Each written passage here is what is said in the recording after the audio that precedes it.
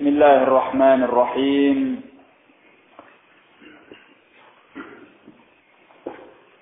Alhamdulillahi rabbil alamin.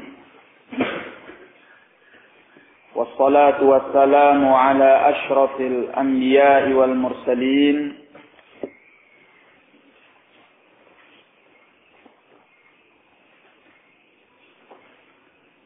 Nabiyyina Muhammadin wa ala alihi wa sahbihi wa man tabi'ahum bi ihsanin ila yaumiddin. Ya ayyuhalladzina amanu taqullaha haqqa tuqatih wa la tamutunna illa wa antum muslimun. يا أيها الذين آمنوا اتقوا الله وقولوا قولا سديدا يصلح لكم أعمالكم ويغفر لكم ذنوبكم ومن يطع الله ورسوله فقد فاز فوزا عظيما. قال الشيخ Ahmad bin Yahya An-Najmi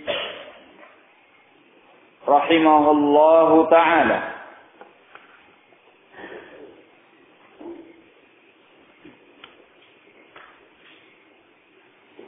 amma mutlaqul halif fala yuhkam ala sahibihi bil kufr. Adapun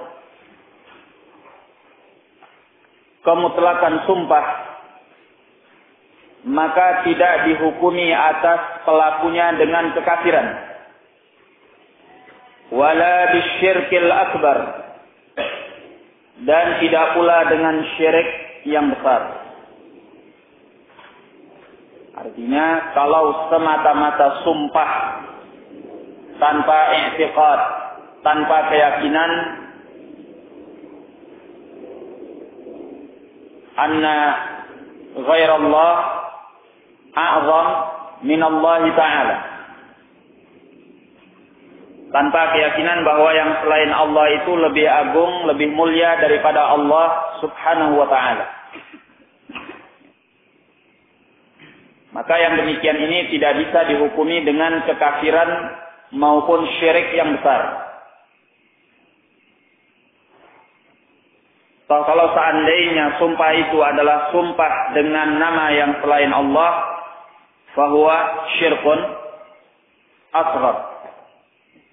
Jadi kapan dinyatakan bahwa sumpah itu, yakni sumpah dengan nama yang selain Allah, membawa kepada syirkil akbar, yaitu apabila sumpah tersebut dengan i'tiqad. Sumpah itu dengan i'tiqad bahwa makhluk yang dipakai di dalam sumpahnya lebih agung, lebih mulia daripada Allah subhanahu wa ta'ala, sehingga dia bersumpah dengannya. Nah, jadi ini yang dimaksud dengan mutlaq al-halif, kemutlakan sumpah, yakni sumpah yang tanpa i'tiqad, sebagaimana yang telah disebutkan. Waqad kana al-halifu bi ghairi Allah mubahan fi awal al-Islam ala ahdi Rasulillah sallallahu alaihi wasallam, thumma muni'a ba'da dhalik. Dan dahulu sumpah dengan yang selain Allah adalah perkara mubah di awal Islam, di masa Rasulullah sallallahu alaihi wa ala alihi wasallam. Kemudian dilarang setelah itu. Wa qad jaa'a fil haditsil muttafaqi alaih an Abdullah bin Umar radhiyallahu anhuma anna Rasulullah sallallahu alaihi wasallam adraka Umar bin Al-Khattab wa huwa yasiru fi raqbin yahlifu bi abihi Dan telah datang dalam hadis yang muttafaq alaih, artinya dikeluarkan oleh Al-Bukhari dan Muslim, dari Abdullah bin Umar radhiyallahu anhuma, bahwasanya Rasulullah sallallahu alaihi wa ala alihi wasallam telah mendapati Umar ibn al-Khattab dalam kondisi beliau sedang berjalan di tengah-tengah sekumpulan orang yang berkendaraan. Yahlifu bi abi. Umar bersumpah dengan nama bapaknya. Faqala, maka beliau alaihi salatu wassalam bersabda, ala innallaha yanhaakum an tahlifu bi abaikum. Ketahuilah, sesungguhnya Allah telah melarang kalian bahwa kalian bersumpah dengan nama-nama bapak kalian. Man kana halifan falyahlif billah aw liyasmut. Falyahlif billah aw liyasmut. Maka barang siapa yang ingin bersumpah, hendaklah dia bersumpah dengan nama Allah atau dia diam. Atau dia diam. Ini tidak bersumpah dengan apapun. Hadis ini dikeluarkan oleh Al-Bukhari di dalam sahihnya pada beberapa tempat, sebagaimana dalam ta'liq, dan juga dikeluarkan oleh Muslim rahimahumullah. Nah, fahadha yadullu ala anna mutlaqal halif la yakunu min asy-syirkil akbar.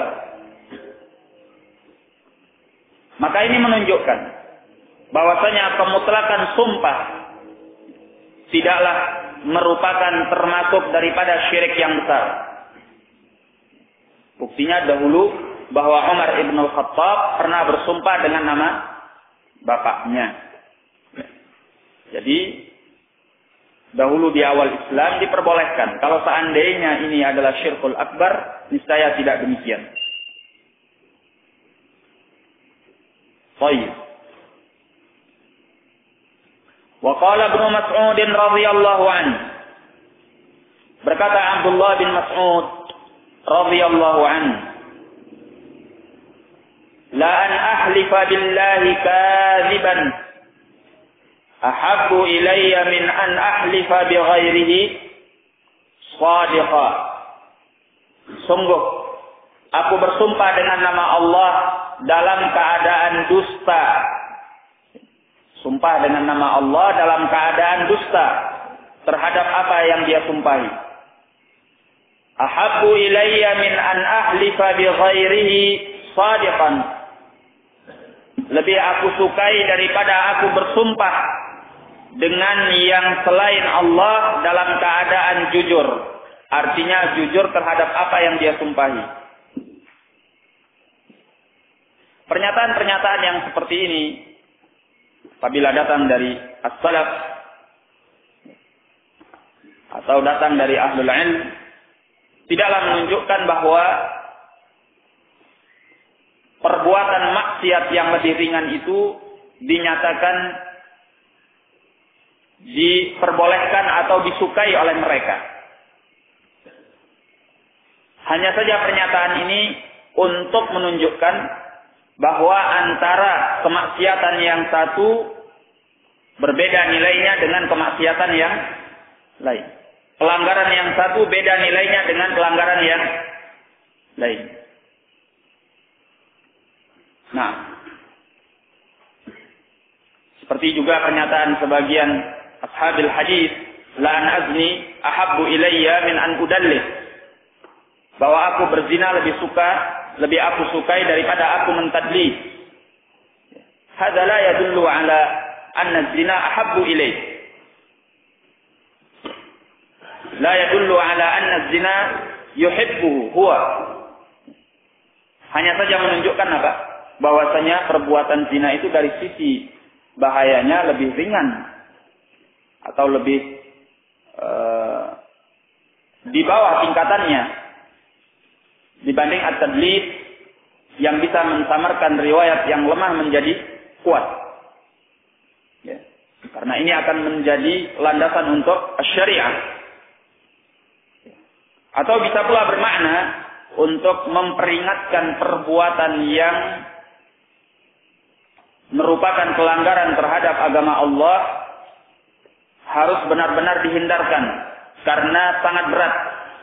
Sampai-sampai melebihi beratnya suatu perkara yang pelanggarannya jelas. Nah,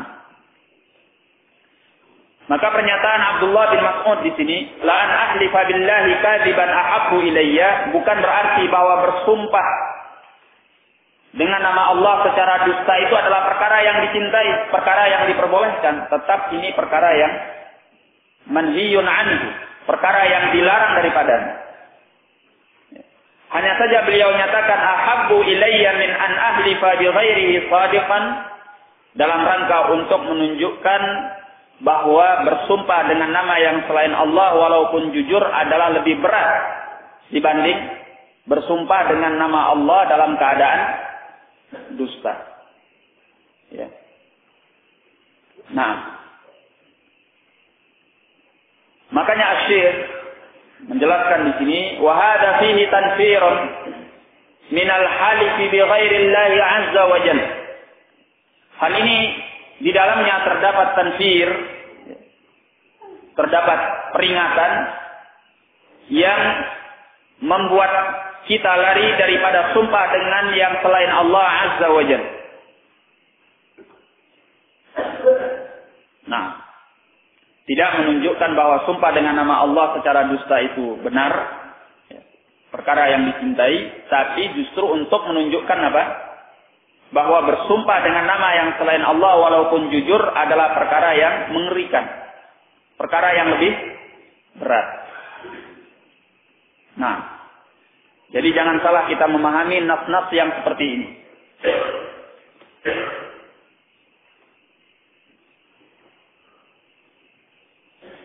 Dzalika li'anna akbarul kaba'ir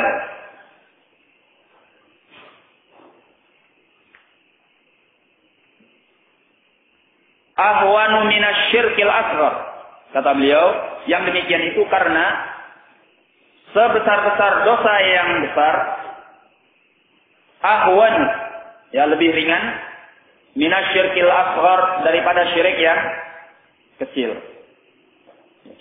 Sebagaimana yang berulang kali kita jelaskan bahwa asyirkul asghar akbar minal kabair. Ya, ini qaidah bahwasanya asyirkul asghar akbar minal kabair. Setiap perkara yang merupakan syirik yang kecil itu dosanya lebih besar daripada dosa besar sekalipun. Bahkan beliau nyatakan di sini sebesar-besar dosa yang besar itu lebih ringan dibanding asyirkul asghar. Asyirkul asghar. Nah, wa qad jaa'a fil hadits anna a'rabiyan jaa'a ila an-nabi sallallahu alaihi wa ala alihi wa sallam. Dan telah datang di dalam hadis bahwasanya seorang A'rabi datang kepada Nabi sallallahu alaihi wa ala alihi wa sallam.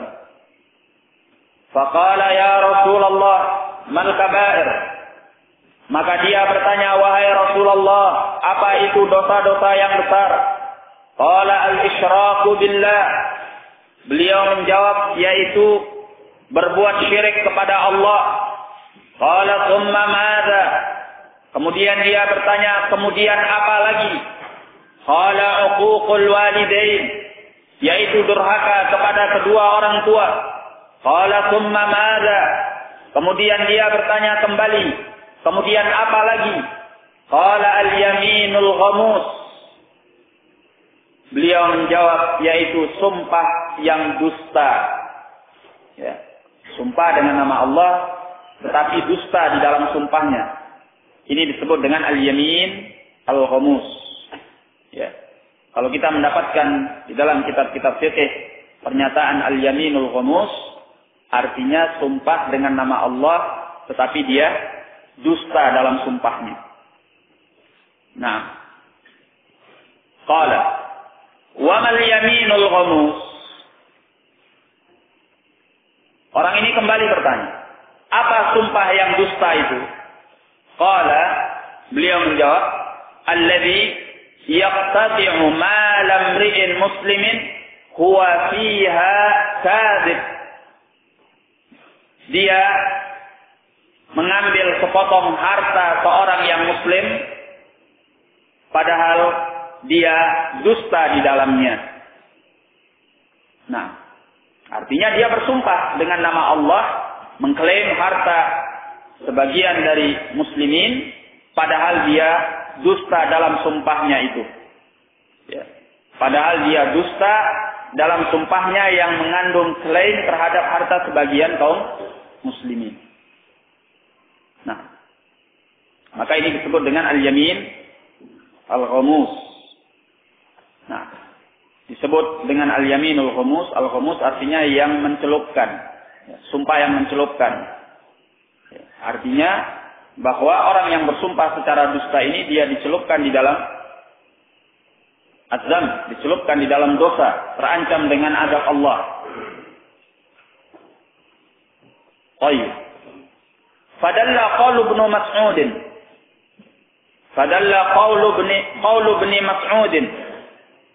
Hada ala anna al-halifa billahi kadiban alladhi yu'addu min jins al-yamin al-ghamus aqallu min al-halif bi ghairi Allah 'azza wa jalla. Kata beliau, ya, perhatikan ini, maka ucapan Ibn Mas'ud menunjukkan bahwasanya bersumpah dengan nama Allah secara dusta itu yang dianggap dari jenis sumpah yang al-ghamus, ya, yang dianggap dari jenis al-yaminil ghamus, aqallu min al-halif bi ghairi Allah 'azza wa jalla, lebih ringan daripada sumpah dengan selain Allah Azza wa Jalla. Nah, sekali lagi kita tegaskan, sama sekali ucapan Abdullah bin Mas'ud tidak menunjukkan bolehnya bersumpah dengan nama Allah secara dusta. Ya, tidak menunjukkan kepada hal itu. Hanya saja menunjukkan bahwa sumpah dengan nama yang selain Allah secara jujur itu lebih parah, ya, lebih berat dibanding dia bersumpah dengan nama Allah secara dusta. Nah, yang dilihat di sini bukan antara dusta dengan jujurnya, tetapi yang dilihat antara dia bersumpah dengan nama Allah dan yang satu bersumpah dengan nama yang selain Allah. Nah, yang satu bersumpah dengan nama Allah tapi dusta, kabirun minal kabair. Sedangkan yang lainnya bersumpah dengan nama yang selain Allah walaupun jujur, syirkun akbar. Qala wa dzalika anna shaghira asy-syirki akbaru min kabiril kabair. Kata beliau bahwasanya sekecil-kecil perbuatan syirik itu jauh lebih besar daripada sebesar-besar dosa yang besar. Wa fi hadits Hudzaifah radhiyallahu anhu, dan di dalam hadis Hudzaifah radhiyallahu anhu, anna Rasulullah sallallahu alaihi wa ala alihi wa sallam qala la taqulu ma syaa Allah wa syaa fulan walakin qulu ma syaa Allah thumma syaa fulan.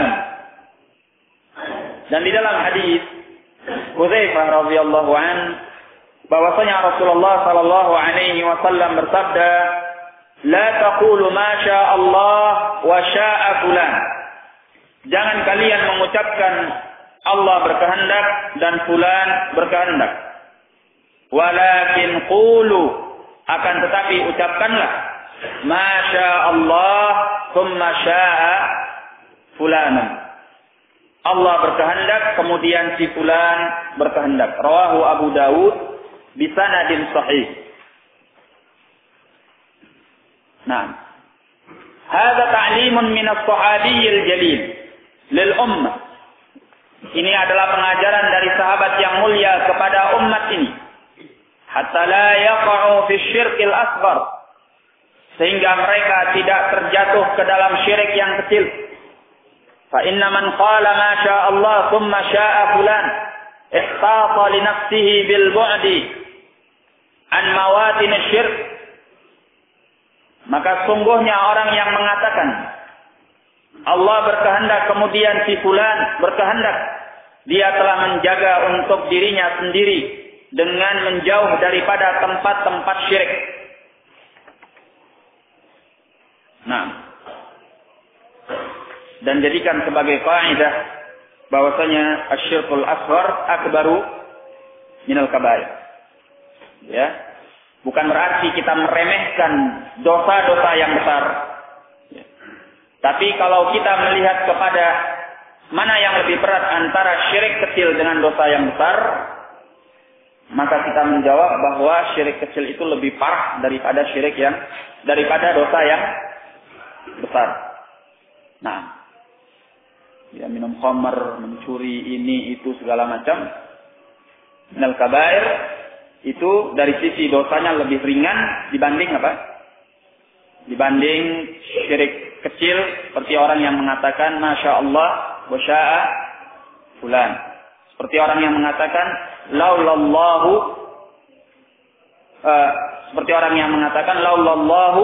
wa fulan. Ya. Seperti orang yang mengatakan laula al-kalbu la atana al-lusus dan yang semacam itu. Nah, walaupun ini terlihat ringan perbuatannya, tetapi dari sisi dosanya besar dibanding dosa besar sekalipun. Nah, kemudian wajah Ibrahim An-Nakhai, datang dari Ibrahim An-Nakhai, annahu yaqra'u ayyaqula ar-rajulu a'udzu billahi wa bik. Bahwasanya beliau membenci seorang mengatakan aku berlindung dengan Allah dan denganmu.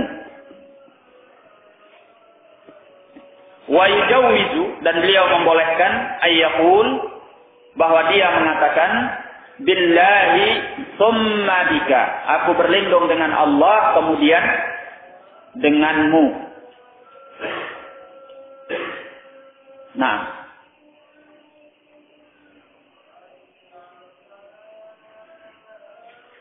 qala wa yaqul, dan beliau mengatakan wa yaqul, dan orang itu mengucapkan laulallahu thumma fulan, kalau bukan karena Allah kemudian si fulan. Wala yaqul, dan jangan dia mengatakan, tidaklah dia mengatakan laulallahu wa fulanun, kalau bukan karena Allah dan fulan. Nah, ya, kelihatannya ucapan-ucapan ini kan sepele. Ya. Satu kalimat ternyata membuat dia jatuh ke dalam syirik yang kecil. Inilah pentingnya kenapa seorang harus belajar tentang agamanya, terutama perkara tauhid. Ya. Bayangkan kalau seandainya kita tidak belajar tentang perkara tauhid, kita tidak tahu tingkatan-tingkatan ini. Ya. Bisa jadi kita menganggap remeh, menganggap kecil, menyepelekan pernyataan-pernyataan yang seperti ini. Ya. Kita anggap tidak punya pengaruh apa-apa. Apalagi kalau dibandingkan dengan orang yang mencuri, orang yang berzina, orang yang ini, orang yang itu. Ya. Kita jijik melihatnya. Oh, kenapa si fulan berbuat mencuri, berdusta, zina, ini, itu. Ya. Tapi kalau kita tidak belajar tauhid, justru kita tidak merasa jijik ketika kita mendengarkan seorang menyatakan, kalau bukan karena saya, kamu tidak akan hidup. Kita anggap ya, mungkin itu keangkuhannya saja. Biasalah. Padahal ini jauh lebih parah. Dari sisi apa? Dosanya. Ya.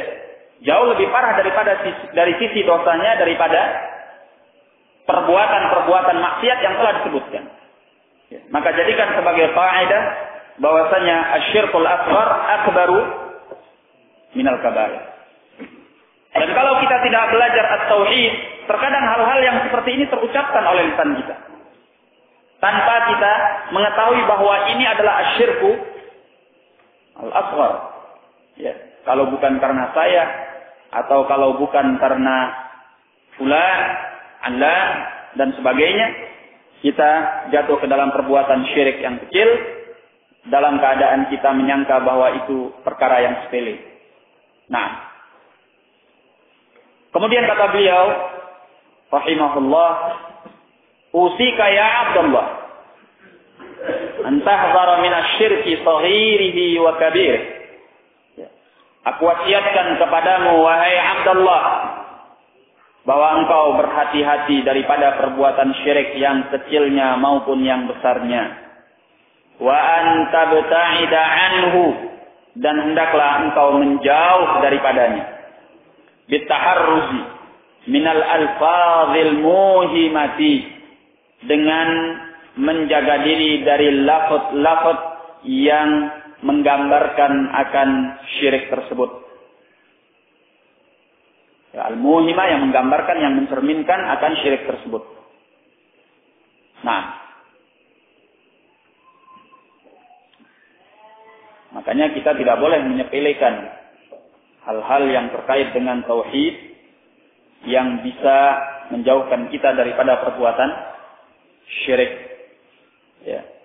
Syirik yang kecil itu, walaupun dinyatakan kecil, tidak gampang. Kita masih ingat khilaf di kalangan para ulama bahwa sebagian menyatakan syirik kecil tidak diampuni oleh Allah dosanya, sehingga tidak termasuk dari apa yang dinyatakan tahtal masyiyah. Sebagian ulama menyatakan bahwa orang yang jatuh ke dalam syirik kecil pasti disiksa oleh Allah walaupun tidak tahu. Nah, pernyataan ini yuhtamal, mungkin bisa jadi benar. Ya, pendapat ini bisa jadi benar. Karena argumennya juga cukup kuat. Ya, yaitu apa yang dinyatakan oleh Allah di dalam Al-Quran. Firman Allah Jalla wa'ala, innallaha la yaghfiru an yushraka bihi wa yaghfiru ma duna dzalika liman yasha.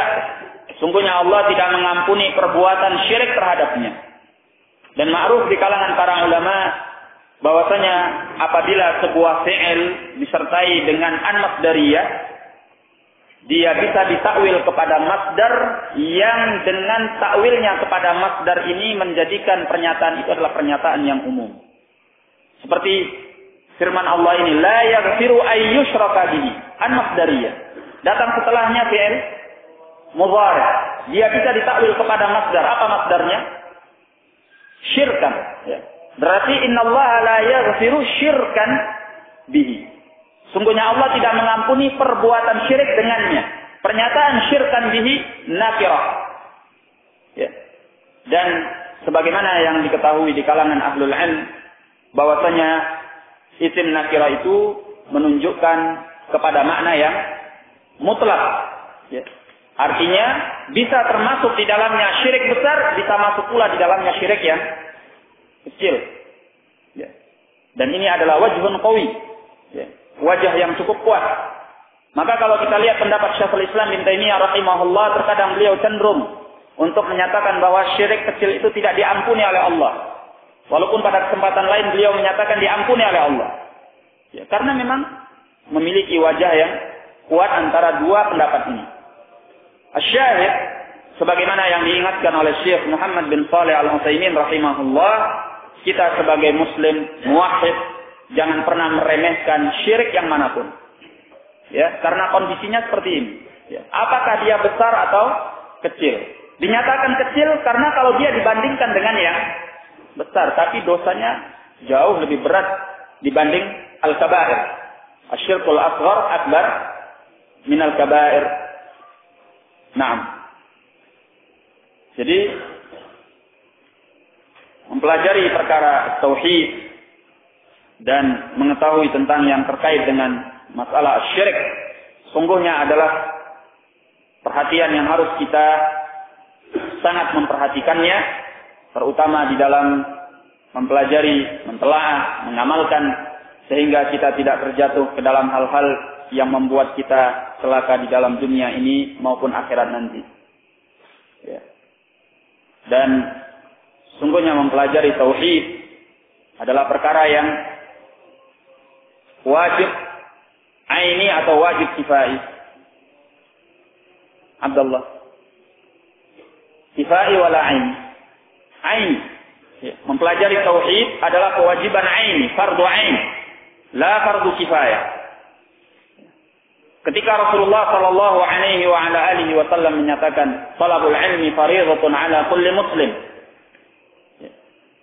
Menuntut ilmu itu adalah wajib fardu atas setiap muslim. Tentunya kita bertanya, ilmu yang mana?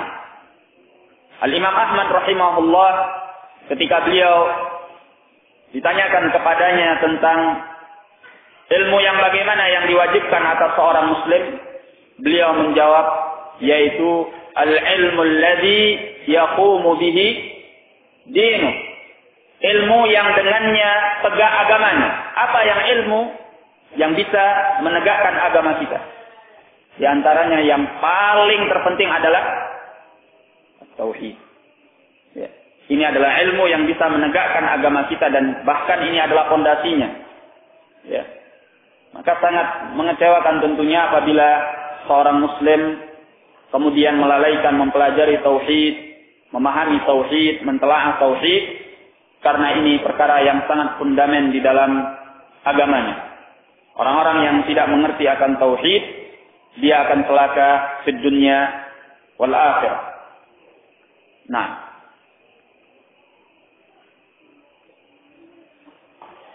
jadi peringatan beliau di sini yang beliau wasiatkan agar kita berhati-hati daripada perbuatan syirik kecilnya dan besarnya.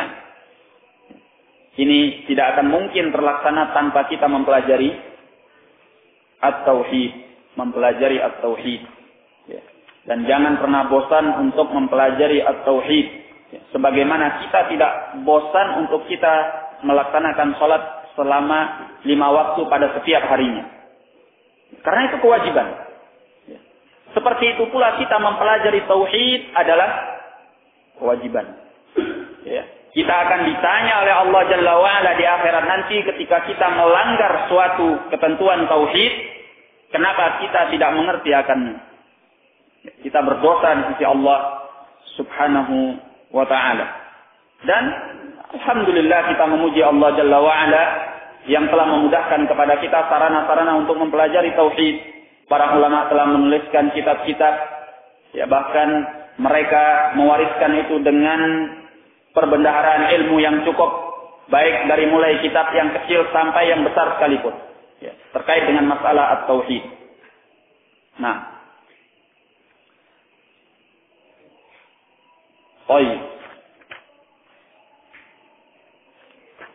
kita lanjutkan kepada bab yang berikutnya.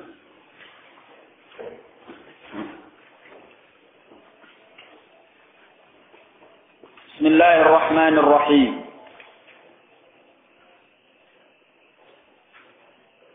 Bab ma jaa fi man lam yaqna bil halifi billah. Bab mengenai keterangan yang datang tentang orang yang tidak merasa cukup, ya, tidak qanaah bil halifi billah, dengan sumpah dengan nama Allah. An Ibnu Umar anna Rasulullah sallallahu alaihi wa ala alihi wa sallam qala, dari Abdullah bin Umar bahwasanya Rasulullah sallallahu alaihi wa ala alihi wa sallam bersabda, la tahlifu bi abaikum, janganlah kalian bersumpah dengan nama-nama bapak kalian. Man halafa billahi falyasduq, barang siapa yang bersumpah dengan nama Allah, maka hendaklah dia jujur dalam sumpahnya. Wa man hulifa lahu billah falyarda, dan barang siapa yang diarahkan kepadanya sumpah dengan nama Allah, falyarda, maka hendaklah dia ridha dengan sumpah itu. Wa man lam yarda falaysa min Allah, Dan barang siapa yang tidak ridha, maka dia bukan dari Allah. Hadis ini dikeluarkan oleh Ibn Majah. Kemudian dihasankan oleh Al-Hafidh di dalam Fathul Bari. Juga dihasankan oleh Syekh Al-Imam Muhammad bin Abdul Wahhab. Bagaimana beliau nyatakan di sini, rawahu Ibnu Majah bi sanadin hasan. Dan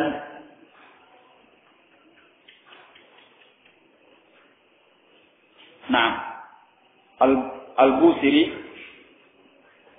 menyebutkan di dalam Misbah Az-Zujajah, hadza isnadun rijaluhu thiqat.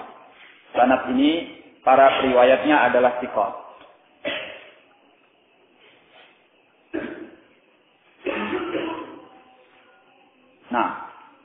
Jadi hadisnya bisa dipakai sebagai hujjah. Fihi masail. Dalam bab ini ada beberapa permasalahan. Al-ula. Yang pertama, an-nahyu anil halifi bil aba. Larangan dari bersumpah dengan bapak-bapak, dengan nama-nama bapak. Tsani. Yang kedua, al-amru lil mahlufi lahu billah ayyardha. Perintah bagi orang yang diarahkan sumpah kepadanya dengan nama Allah, hendaklah dia ridha. Maksudnya, kalau ada orang yang telah bersumpah kepada kita dengan nama Allah, kita harus meridhai sumpah itu. Kita terima. Ya, misalnya dalam kasus persengketaan, ya, kita tidak bisa mendatangkan bukti atas apa yang kita tuduhkan, apa yang kita dakwakan, kemudian yang kita tuduh, yang kita dakwa mengingkari tuduhan dan dakwa tersebut. Lalu dia dimintai sumpah dengan nama Allah oleh Al-Qadhi. Sehingga orang yang mengingkari ini bersumpah dengan nama Allah, ya sudah kita ridha walaupun kita yakin dia melakukannya. Tapi karena kita tidak bisa mendatangkan bukti dan dia sumpah dengan nama Allah, ya sudah. Paham temu? Ini sebagai contoh. Maka man hulifa lahu billah falyarda. Barang siapa yang diarahkan kepadanya sumpah dengan nama Allah, maka hendaklah dia ridha, dia ambil sumpah itu. Nah.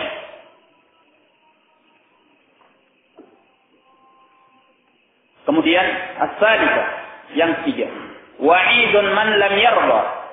Wa'idu man lam yarda. Ancaman bagi orang yang tidak mau ridha. Qayyid. Qala asy-syarh, penjelasannya. Qauluhu, ucapannya. Babu ma jaa fi man lam yaqna bil halifi billah. Bab mengenai keterangan yang datang tentang orang yang tidak merasa cukup dengan sumpah dengan nama Allah. Maksudnya, annahu lam yu'azzimillaha haqqa ta'zimih. Man lam yarda bil halifi billah. Maksudnya bahwa dia tidak mengagungkan Allah dengan sebenar-benarnya pengagungan. Saya ulangi. Bahwa yang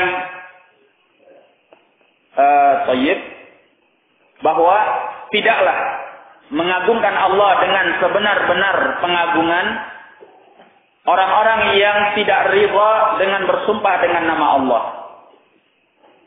Nah, jadi orang yang tidak merasa cukup dengan sumpah dengan nama Allah, berarti dia tidak mengagungkan Allah dengan sebenar-benarnya pengagungan. Disinilah datang penjelasan kenapa bersumpah dengan nama yang selain Allah itu adalah syirik kecil. Karena orang yang bersumpah dengan nama Allah berarti dia memberikan pengagungan yang semestinya khusus bagi Allah kepada yang selain Allah. Nah, sumpah itu kan pengagungan terhadap yang dipakai di dalam sumpah. Seperti yang sudah kita bahas. Nah, kalau dia bersumpah dengan nama yang selain Allah, berarti dia memberikan kekhususan yang semestinya diberikan kepada Allah, kepada yang selain Allah. Nah, maka orang yang tidak ridha dengan sumpah dengan nama Allah, Ini berarti tidak mengagungkan Allah dengan sebenar-benarnya. Wa min huna ja'at munasabatuhu lit-tauhid. Dari sini datang kesesuaiannya kepada pembahasan at-tauhid. Nah, artinya apa? Bahwa orang yang bersumpah dengan nama Allah, merasa cukup dengan sumpah dengan nama Allah, menunjukkan bahwa dia mengagungkan Allah dengan sebenar-benarnya pengagungan, dan ini adalah tauhid. Fa tauhidullah azza wa jalla huwa al-iqraru lahu bil 'azamah wal kibriya. Maka mentauhidkan Allah azza wa jalla adalah mengakui, menetapkan untuk Allah dengan kemahabesaran dan kemahasombongannya. Ya, al-'azamah kemahabesaran, wal kibriya kemahasombongannya. Wa annahu huwal khaliqu li hadzal qaum al-mutasarrifu fi, dan bahwasanya Allah yang telah menciptakan alam semesta ini dan dia pula yang mengatur di dalamnya. Wa anna ismahu subhanahu wa ta'ala yajibu an yu'azzama ijlalan lahu jalla wa ala, dan bahwasanya namanya subhanahu wa ta'ala harus diagungkan dalam rangka memuliakannya, jalla wa ala yang maha mulia dan maha tinggi dia. Nah, wala yajuzu an yubtazal, dan tidak boleh namanya itu direndahkan, wa yustakhaffa bihaqqihi, dan dianggap remeh tentang haknya. Nah, ya, karena kita mengagungkan Allah, memuliakan Allah, memahabesarkan Allah, sudah sepantasnya kalau kita menjadikan nama Allah itu sebagai nama yang agung, yang kita muliakan, yang kita pakai dalam sumpah kita sebagai bukti pengagungan kita kepadanya. Nah, tidak pantas kita meremehkan hal itu. Lihada amara Rasulullah sallallahu alaihi wasallam ay yahlifan nasu bi rabbihim. Oleh karena ini Rasulullah sallallahu alaihi wasallam memerintahkan agar manusia bersumpah dengan nama Rabb mereka. Wa anna man halafa billahi fa innal wajiba alaihi ay yasduqa fi halifihi. Dan bahwasanya barang siapa yang bersumpah dengan nama Allah, maka sungguhnya yang wajib atasnya dia jujur di dalam sumpahnya itu. Karena kalau dia tidak jujur, ini kontradiksi. Dia bersumpah dengan nama Allah itu sudah merupakan pengagungan. Dia memuliakan Allah, mengagungkan Allah, memahabesarkan Allah. Tiba-tiba dia dusta dalam sumpahnya, berarti merendahkan. Kan gitu. Tidak memuliakan, tidak mengagungkan, tidak menghormati nama Allah yang dia pakai sebagai sumpah. Ini kontradiksi. Makanya kata Nabi SAW, man yahlifu billah falyasduq. Barang siapa yang bersumpah dengan nama Allah, maka hendaklah dia jujur. Ya. Kalau kita lihat orang awam, ya, ini yang saya perhatikan di Yaman sana, orang awam atau yang baru-baru ngaji gitu, atau yang mungkin masih terbawa dengan kebiasaannya, gampang sekali sumpah dengan nama Allah. Wallahi. Ya, sedikit wallahi, padahal dia dusta. Nah, ini pada hakikatnya kurang memuliakan Allah. Tidak menghormati nama Allah. Nah, dia sumpah dengan nama Allah tetapi dia dusta. Kadang dia sumpah dengan nama Allah untuk berbuat sesuatu yang enggak baik. Wallahi ukassir ra'sak. Demi Allah saya pecahkan kepala ini. Kalau dia mau pecahkan kepala tapi sumpah atas nama Allah. Ini juga tidak mengagungkan, tidak memuliakan. Ya. Allah musta'an. Jadi bersumpah dengan nama Allah ini mengandung makna apa? Ta'zim, bismillah, mengagungkan nama Allah. Maka hendaknya kita tempatkan sumpah dengan nama Allah ini pada tempatnya. Ya. Melakukannya dengan jujur dan pada perkara yang benar. Baik. Wa fi yamini ayasduqa fi hadithihi. Wa fi yamini, hendaknya dia jujur di dalam sumpahnya. Wa annal wajiba 'ala man hulifa lahu billah ay yarda. Dan bahwasanya yang wajib atas siapa yang diarahkan kepadanya sumpah dengan nama Allah, bahwa dia ridha, dia terima itu. Wa in ghalaba 'ala dhannihi, bi annal halifa kadibun, walaupun yang kuat atas praduganya bahwa orang yang bersumpah itu dusta.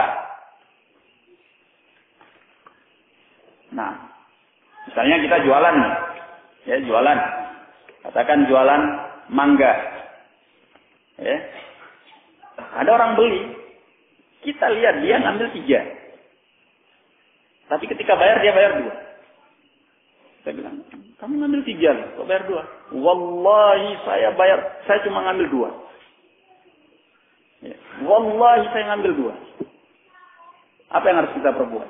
Dia sudah sumpah dengan nama Allah. Ini kita lihat, dia ngambil 3. Ya, sep. Ketika bayar nih, Pak, tak bayar 2. Ini ngambil 3. Wallahi saya ngambil 2. 3, wallahi 2. Ngotot dia. Ya sudah, kalau seperti ini, man hulifa lahu billah falyardha. Barang siapa yang diarahkan sumpah kepadanya dengan nama Allah, dia hendaknya ridha. Ya. Kenapa dia ridha? Karena dia mengagungkan nama Allah. Ya. Mengagungkan Allah Jalla wa'ala. Walaupun dia menduga kuat bahwa yang bersumpah itu adalah dusta. Nah. I'taqada, kata beliau, wa in ghalaba ala dhannihi bi anna al-haditha kadhibun. Walaupun yang mendominasi atas praduganya bahwa yang sumpah itu adalah dusta. I'taqada bi anna Allah azza wa jalla sayajzihi bima yajzi bihi al-kadhibin.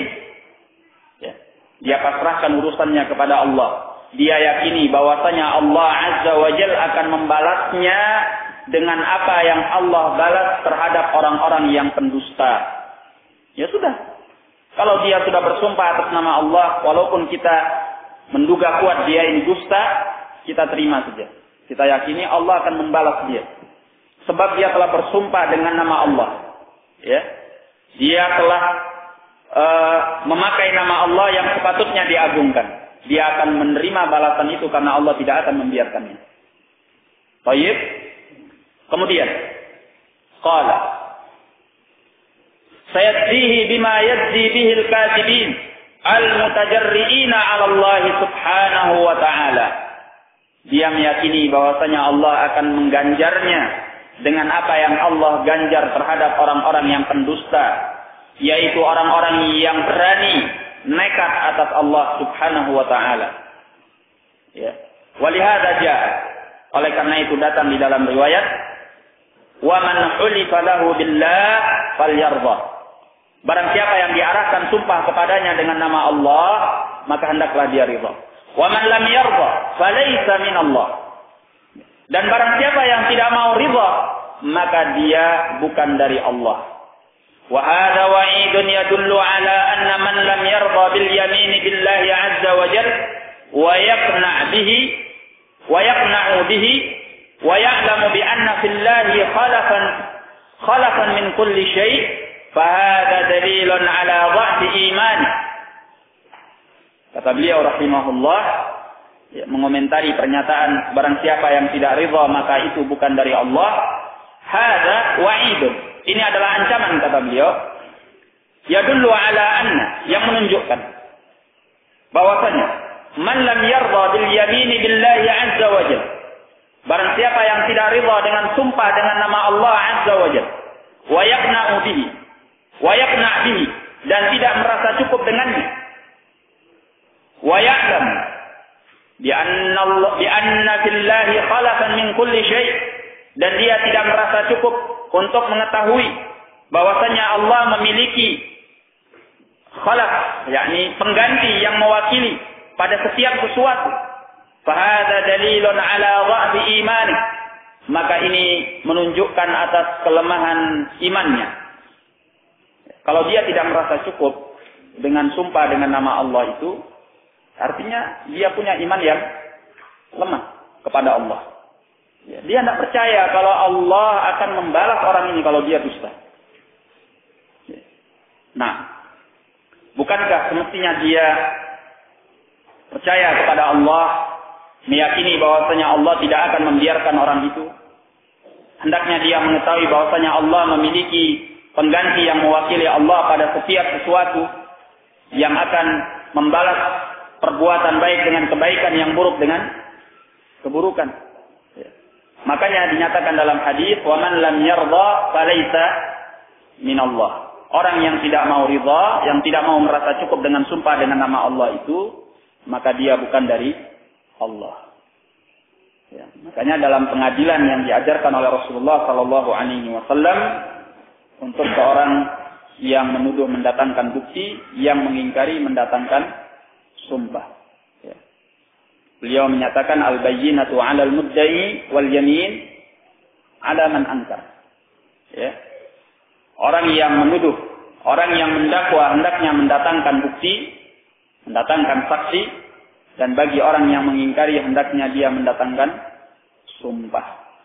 Artinya, kalau dia yang mendakwa tidak lagi mampu mendatangkan bukti atau buktinya kurang, saksinya kurang, ketika ini terjadi, maka beliau mengajarkan wal yamin ala man ankar. Ya. Sumpah atas orang yang mengingkari. Karena kalau dia berani sumpah atas nama Allah, berarti dia berani mengambil resikonya. Dan lebih daripada itu, tentunya orang yang berani bersumpah dengan nama Allah, maka menunjukkan dia mengagungkan Allah, memuliakan Allah. Pada hukum asalnya tentunya seorang muslim tidak dusta ketika dia memuliakan dan mengagungkan Allah. Nah, seberat apapun kasus yang dihadapi, ini yang diajarkan oleh Nabi. Kalau kita tidak mampu mendatangkan bukti atau kurang buktinya, ya kita terima sumpah orang yang bersumpah dengan nama Allah ketika dia mengingkari dakwaan tersebut. Nah, dan apabila seorang tidak menerimanya, maka ini menunjukkan kelemahan imannya dan itu bukan datang dari Allah. Baik. Wa ala kulli hal, seperti yang telah dijelaskan oleh Syekh rahimahullah, kita tidak usah khawatir ketika kita percaya akan sumpah dengan nama Allah. Walaupun kita menduga orang itu dusta, pasti Allah tidak akan membiarkannya. Dia akan celaka, cepat atau lambat. Ya. Sehingga ya sudah terima saja. Nah, jangan ada dalam pikiran kita, oh, kalau gitu enak dong, kita bakal dikibuli terus sama orang. Ya, dia bohong sama kita, nanti sumpah dengan nama Allah. Biar sudah. Ya. Selama dia sumpah dengan nama Allah, dan kita tidak punya bukti saksi yang kuat, ya sudah terima sumpahnya. Dan serahkan urusannya kepada Allah, dia yang akan celaka. Tapi kalau kuat bukti dan saksi kita berhak mengambil apa yang menjadi kepunyaan kita. Karena di dalam sunnah seperti yang telah kita sebutkan di dalam hadis, bukti yang kuat, saksi yang kuat itu lebih dikedepankan daripada sumpah atas nama Allah. Makanya kata Nabi, al-bayyinatu 'alal mudda'i wal yamin alaman angkat. Kalau sudah ada saksi, khalas. Mau dia sumpah 1000 kali, 1.000.000 kali atas nama Allah, tidak berlaku. Karena saksinya ada. Misalnya dakwaan zina, saksinya ada 4 orang yang melihat langsung cespleng. Ya, artinya mereka benar-benar lihat 4 orang. Mau yang melakukan ini sumpah-sumpah atas nama Allah, wallahi sampai berbusa mulutnya, tidak diterima oleh Al-Qadhi. Ini dalam tuntunan sunnah. Al-bayyinatu 'alal mudda'i wal yamin 'ala man ankar. Nah. Barakallahu fikum. Kita cukupkan dulu sampai di sini.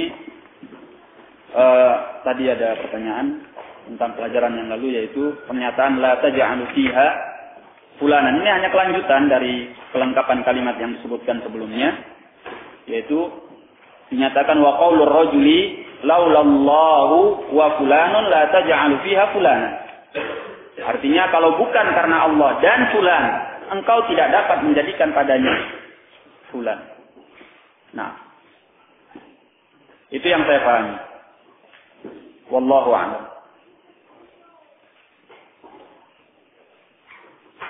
Kita cukupkan sampai di sini. Assalamualaikum warahmatullahi wabarakatuh.